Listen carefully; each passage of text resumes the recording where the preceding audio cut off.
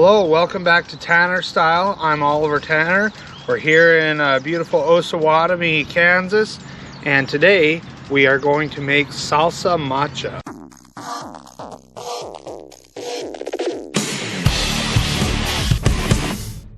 Alright, so today we're going to make one of my absolute favorite condiments, salsa macha.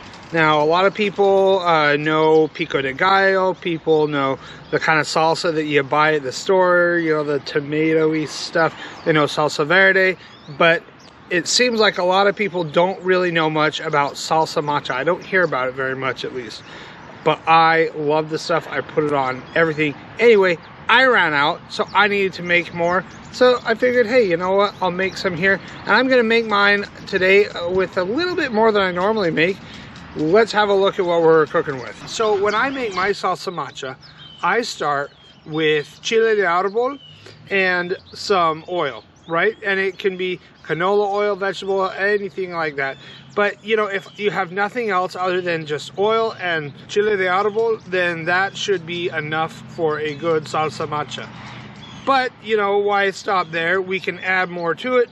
We have garlic, we have chile ancho, we have chile guajillo, we have some chiles chipotles, and a little bit of chile piquin that we're going to add to ours today, as well as some peanuts. And the peanuts really do add a nice flavorful touch to it. And then of course we're going to season it with salt at the end, and it's going to be fantastic. Anyway, so we're going to take all of these ingredients here. We're going to take them over to our oil on the fire. We're going to fry them up. That's the first step of making salsa macha, is whatever you're going to make, you're going to fry it. And then we're going to stick it in the blender. We're going to blend the crap out of it. And we're going to make some salsa macha.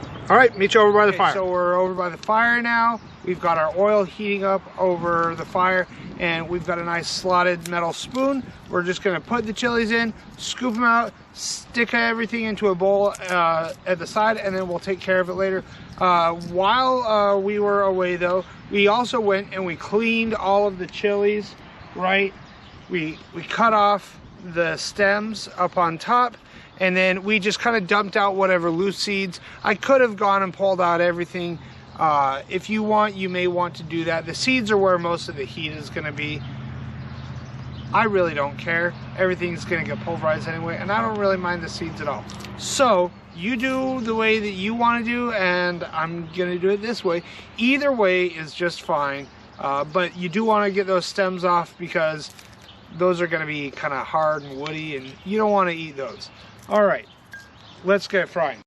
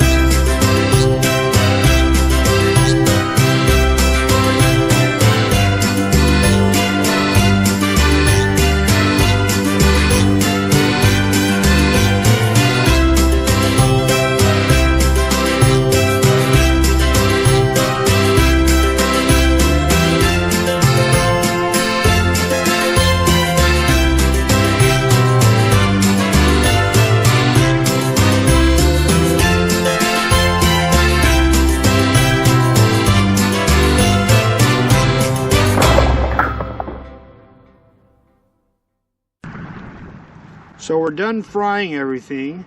We've got it all nice and cooked up. The goal that you're looking for when you're frying the chilies is a nut brown. We kind of showed that a little bit on the inside of some of those ancho chilies, right?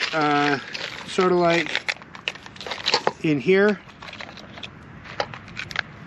kind of that nut brown color. Okay, that's what you're looking for when you're frying the chilies. And so now let's go over and we'll just blend it all together. We'll probably have to do it in a couple batches, but we're gonna get it all mixed up. See how it turns out.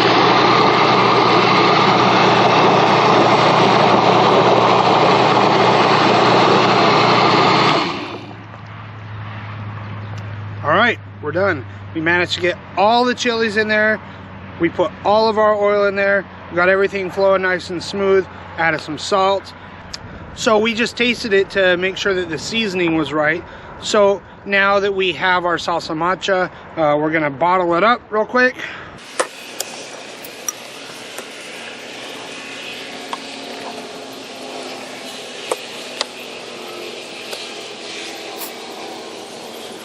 And this much salsa macha, you know, you should be able to keep this in your fridge for at least a few months, depending on how quickly you eat it.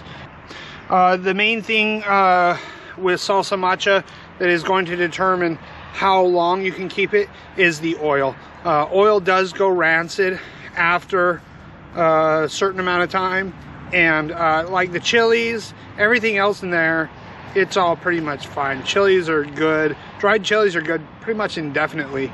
It's that oil. When the oil goes rancid, then the whole thing is no good. If you keep it in the fridge, it's gonna last longer. And if you keep it out, you don't have to put it in the fridge. You can leave it out. It's just not gonna last as long. Anyway, so now that we have this salsa macha, what do we do with it? What can we use it on? I mean, you know, you could put some in a quesadilla, right?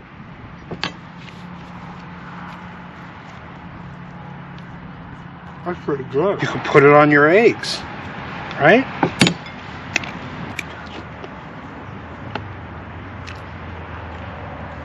Scrumptious. You can even put some all over your hot dog. Oh, there we go.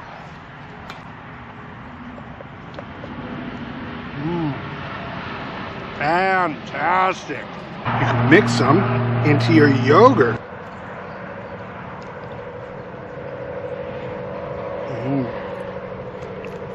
Delicious. You could put some on a cookie.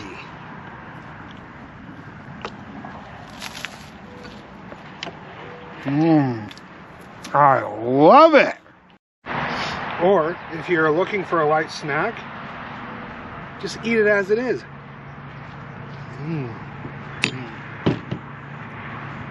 You should always make sure to eat some before you go hang out with your friends, you know? Super delicious. Well, you know, this batch of salsa macha, actually it turned out to be a bit hotter than most of the other batches I've ever done. Those Peking peppers, I've never added them before. I added them this time and they add quite a bit of a kick. It's still delicious. I'm still gonna put it on everything. And just a little fun fact, all of the little demonstrations that I gave you, I have actually eaten salsa macha in all of those ways in real life, not just being silly. And it's delicious. I love it on everything. Not kidding there. All right, so thanks for joining us. If you liked the video, we'd appreciate if you'd give us a thumbs up down below. And if you haven't already, we would appreciate if you could subscribe, if you could share this video with, well, I'd say, you know, anybody who you think would like this, but really at this point, we'd appreciate if you'd share with just, you know, everybody. Even people you don't like. Anybody, everybody. If you could please help us out, we would really appreciate it. We really appreciate all of you guys who've been watching our videos. We appreciate all the comments. Please comment below what you would put salsa macha on, or if you're too much of a pansy to have a little bit of spiciness in your life. You know what I'm saying? So anyway, go ahead, make some salsa macha at home. It's really not that hard. Just frying up a few chilies, garlic, peanuts, whatever, blend the sucker up and put it on everything you eat. All right, so thanks for watching, and we'll see you in the next one.